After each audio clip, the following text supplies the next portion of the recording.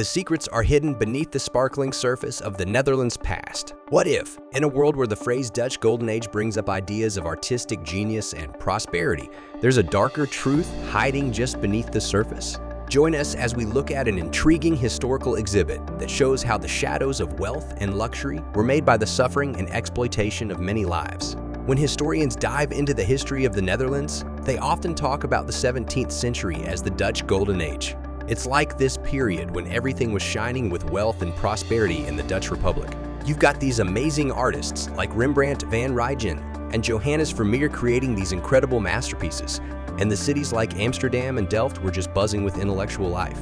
But hold on a sec, there's a darker side to this glittery picture. You won't believe it, but a lot of the super rich folks back then were actually making their money through some really awful stuff, like enslaving, selling, and exploiting African people.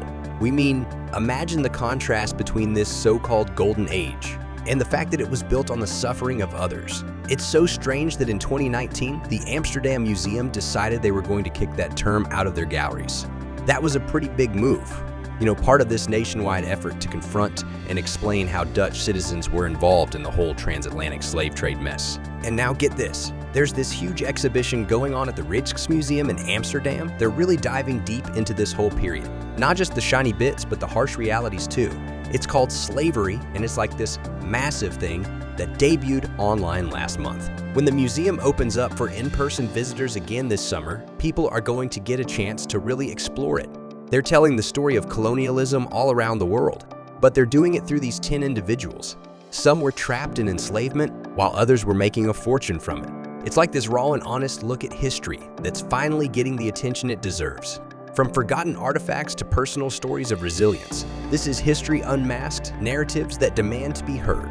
So, stay tuned to this video as we dive deeper into the dark truth of the Netherlands, because you won't want to miss it. It's called Slavery, and it actually premiered online just last month. And guess what? When the museum throws its doors open for visitors again this summer, people can physically step in and experience it up close. It's like a journey through time, exploring the global history of colonialism, but from a really personal perspective. They're doing it by telling the stories of 10 individuals, and it's not just the glorified versions. They're showing both sides of the coin, the ones who endured enslavement and the ones who raked in profits from it. It's a real, unfiltered insight into the past that has been often overlooked or brushed aside. You won't believe the numbers though. According to Daniel Boffey's report in The Guardian, during that so-called Golden Age, Dutch traders were behind the enslavement and forced transportation of around 600,000 African people to the Americas. But that's not all. They also had a hand in forcibly moving between 660,000 and 1.1 million people around the Indian Ocean. Those numbers are staggering and really put into perspective the scale of this dark chapter in history. Valika Smelders, who's in charge of the history department at the museum, had this to say. She told Mike Corder of the Associated Press that the exhibition was designed to highlight something really important. This legacy, this past, it's not just something that affected a certain group of people. It has actually shaped the lives of all Dutch residents. Whether they realize it or not, it's like shining a light on how the impact of history still lingers in our present, which is something that can be hard to fully grasp sometimes. Valika Smelders, the head of the history department at the museum, really wants everyone to understand that this history, this story, it's not something separate from any of us. It's actually a part of the shared history of the Netherlands, no matter who you are. She put it pretty succinctly, saying we wanted to make the case that this is a history that speaks to anybody in the Netherlands.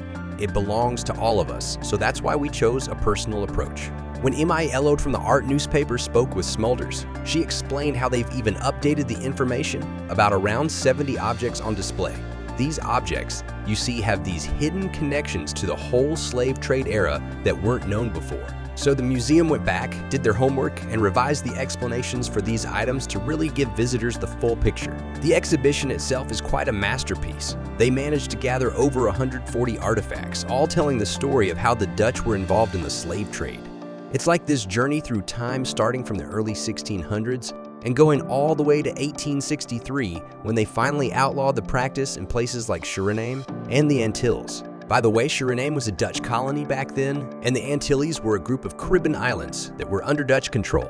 They've got these artifacts that hold so much meaning. Imagine things like these sparkling blue glass beads, which were used as currency on the Dutch island of Sint Eustatius. Enslaved people cherished these beads, and there's even this local legend that says when they were finally freed, They tossed these beads into the ocean as a symbol of their joy.